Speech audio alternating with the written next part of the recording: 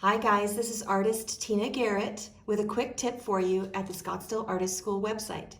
If you're working on an open grisaille, be sure you're using a lead or oil primed surface instead of a gesso primed surface, and just put a tiny primer amount of walnut oil or linseed oil, a small amount rubbed on with a paper towel.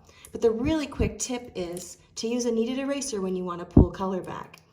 I can do fine details or I can do large swaths. It's really easy, and all you have to do is wipe off the excess and clean it like normal. That's a quick tip with Tina Garrett. Have a great day.